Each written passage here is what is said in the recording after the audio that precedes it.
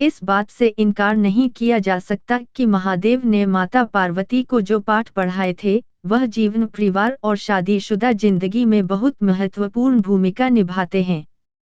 उसमें न केवल जोड़ों का एक दूसरे के प्रति समर्पण, प्यार और सम्मान साफ दिखता है, बल्कि इस तरह रिश्ता निभाने में किसी तरह की कोई परेशानी नहीं आती।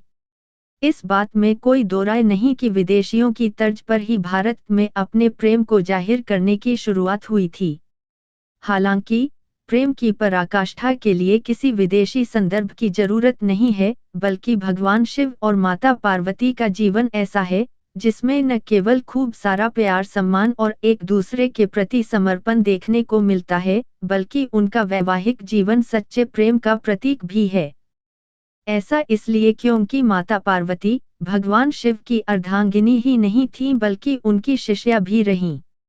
वह अपनी जिज्ञासाओं को शांत करने के लिए अक्सर महादेव से ऐसे ऐसे प्रश्नों को पूछती थीं, जो आज के समय में जोड़ों को विवाह के तौर तरीकों सीखने में मदद कर सकते हैं। दरअसल एक दिन देवी पार्वती ने देवों के देव महादेव से पूछा, प्रेम क्या है? प्रेम का रहस्य क्या है? इसका वास्तविक स्वरूप क्या है? इसे भविष्य में किस तरह देखा जाएगा? इस सवाल का महादेव ने जवाब देते हुए कहा, प्रेम क्या है, यह तुम पूछ रही हो पार्वती? सत्य तो यह है कि प्रेम के अनेकों रूप को तुमने ही उजागर किया है। तुमसे ही प्रेम की अनेक अनुभूतियां हुई हैं। तुम्हारे प्रश्न में ही तुम्हारा उत्तर शामिल है। भगवान शिव की बातें सुनकर माता पार्वती ने कहा, क्या इन विभिन्न अनुभूतियों की अभिव्यक्ति संभव है? तो इस पर भगवान शिव बोले, सती के रूप में जब तुम अपने प्राण त्याग कर मुझसे दूर चली गई थी, तब मेरा जीवन, मेरा संसार, मेरा दायित्व सब निराधार हो गया। मेरी आंखों से आंसुओं की धाराएं बहने लगी थीं। तुम्हारे अभाव में मेरे अधूरेपन की अति से इस सृष्टि का अपूर्ण हो जाना ही प्रेम है।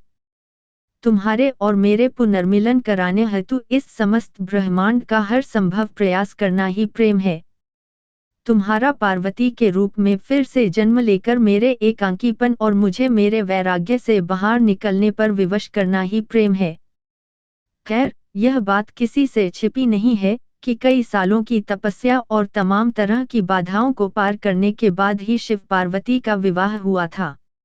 ऐसे में आज हम भगवान शिव और माता पार्वती के जीवन से उन प्रेम युक्तियों के बारे में बता रहे हैं, जिन्हें हम अपने संबंधों में शामिल करके अपने वैवाहिक जीवन को बेहतर बना सकते हैं। सभी फाइल फोटोज इंडिया भगवान शिव और माता पार्वती का पवित्र बंधन बताता है कि एक बार जब आप किसी के साथ रिश्ते में होते हों, तो हमेशा एक दूसरे के साथ इंटरएक्ट करते हुए अपने रिश्ते को समझने की कोशिश करनी चाहिए। अपने आप को न केवल उस रिलेशन में पूरा समर्पित कर दे, बल्कि आपसी तालमेल के साथ अपने रिश्ते को मजबूत बनाने पर भी जोर दें। ऐसा इसलिए क्योंकि एक अच्छे रिश्ते में दोनों भागीदार आगे बढ़ने और बदलने के लिए एक दूसरे को प्रोत्साहित करते हैं।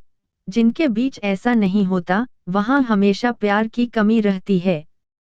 भगवान शिव और माता पार्वती के रिश्ते में इस चीज को आसानी से देखा जा सकता है कि जब दो लोग एक रिश्ते में होते हैं, तो वहां कोई बड़ा और कोई छोटा नहीं होता।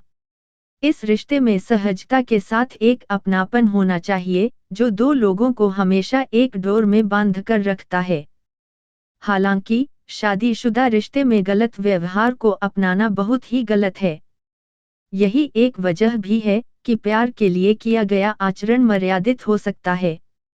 वहीं जहां प्यार नहीं होता, वहां इंसान अपनी मर्यादा को लांघने में कोई देरी नहीं करता। इस बात में कोई दो राय नहीं कि बहुत कम जोड़ों की पसंद आपस में मिलती है। पसंद की जगह जाने से लेकर बाहर खाना खाने तक हर कपल्स के बीच अपना अपना मत होता है। हालांकि इस बीच छोटी सी तारीफ की जगह आपस में अनबन, कड़वाहट, तलखी और नाराजगी किसी भी रिश्ते को खराब कर सकती है। छोटी छोटी चीजों पर की गई प्रशंसा न केवल रिश्तों को मजबूत करने का काम करती है, बल्कि कपल्स के बीच एक तरह का खास कनेक्शन भी बना रहता है। भगवान शिव और माता पार्वती जन्म जन्मांतर के साथी थे, लेकिन इसके बाद भी वह हमेशा एक दूसरे को जानने का प्रयास करते रहते थे, जो कि आम जोड़ों के लिए भी बहुत ज्यादा जरूरी है।